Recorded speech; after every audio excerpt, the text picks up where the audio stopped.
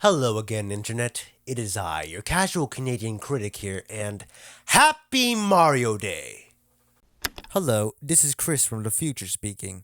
Originally, the comment comeback video was going to be a few minutes longer, with a separate section dedicated to me making predictions of the Super Mario Galaxy movie. However, I was short on time, and it was decided that these would be two separate videos.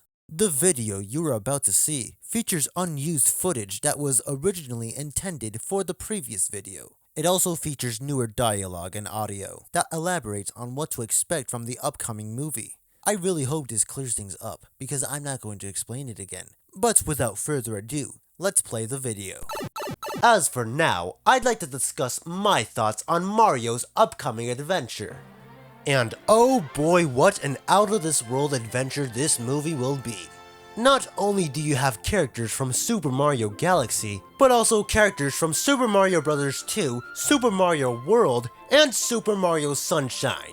Heck, you might even see characters that aren't even from the Super Mario Bros. Universe at all. Oh sure, this movie isn't at all turning out to be another overstuffed mess. And they said multiverse fatigue was a thing.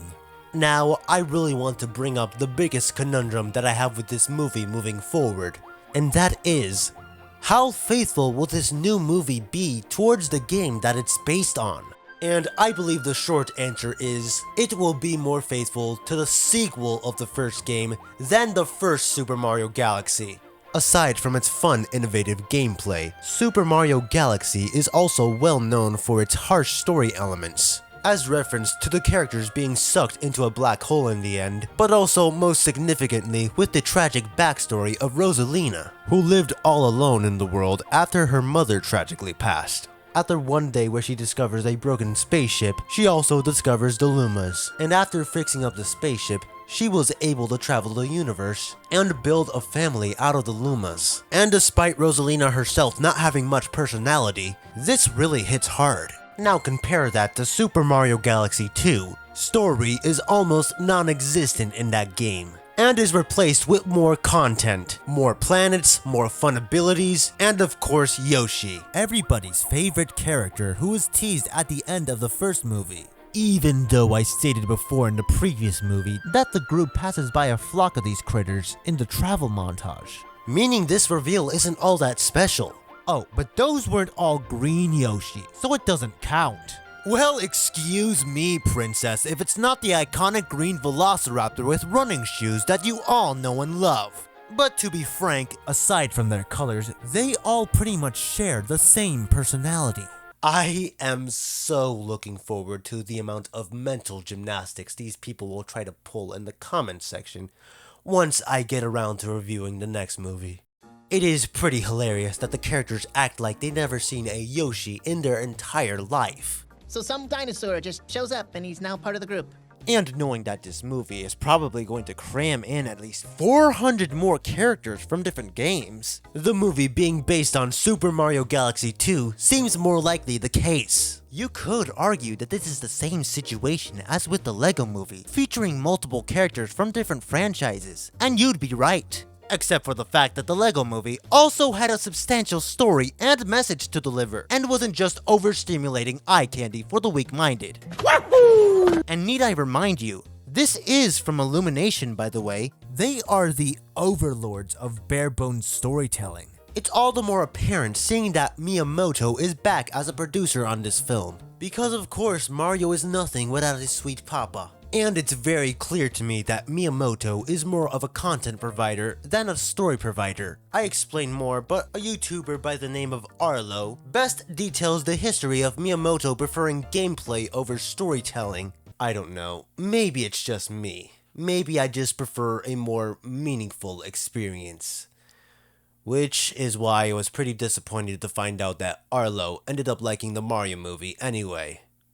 But those are all just small potatoes. I really want to discuss what I can expect from the Super Mario Galaxy movie. And what better way to start off than with a big fat helping of I Told You So. I'm pretty sure I recall saying in my previous review that Luigi's sudden burst of character development will be completely disregarded in the next movie. I would have loved to see Luigi actually build up his courage instead of remaining trapped in the cage, so that his moment at the climax would have actually paid off.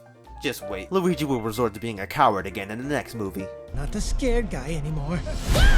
Yes, I am! People don't change!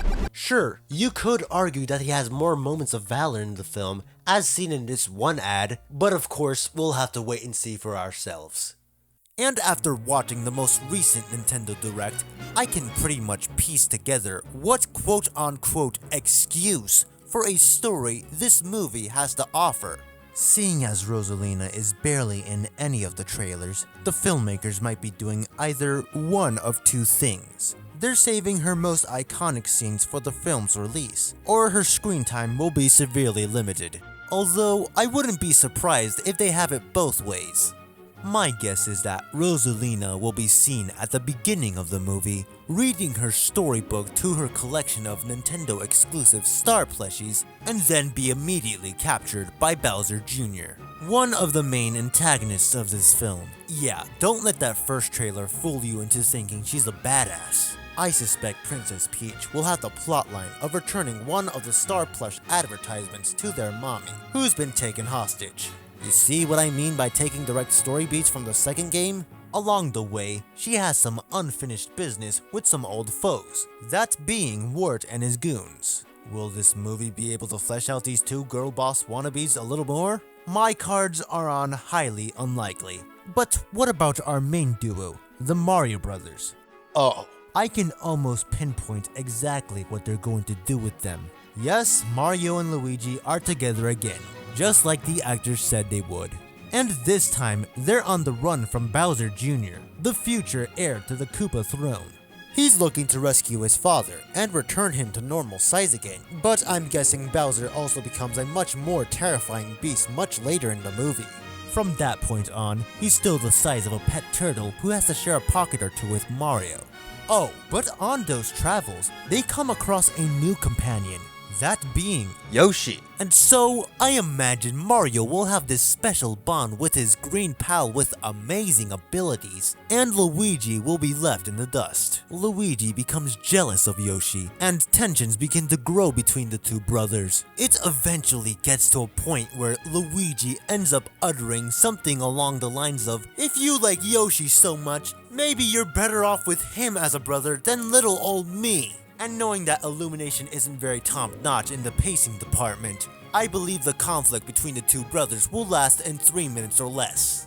Now, I'm not going to suggest that Mario ends up sacrificing Yoshi to the pits, just like in Super Mario World, just so he can make some statement saying, "But Luigi, you always mattered to me more than that featherless freak." That would sound kind of dark and a little far-fetched. I don't know. This movie has so much going for it, and my expectations couldn't be any lower. But who knows, April 1st has been a crazy time for movie releases before, so we'll just have to wait and see. Hello again, it's me from the future. I noticed that you're about to reach the end of the video, so before I allow my past self to sign off, allow me to take a few more seconds of your time to inform you that my review of the Super Mario Galaxy movie will be coming much sooner than expected.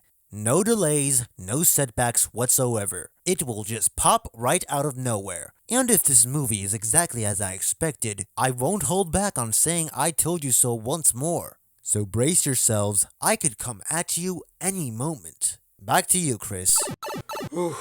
now I'm really pooped out. To think I could cram 2 videos into one. Thanks for watching, and remember, out of all the nastiest things said on the internet, my opinion matters most. This is Critical Chris, signing off.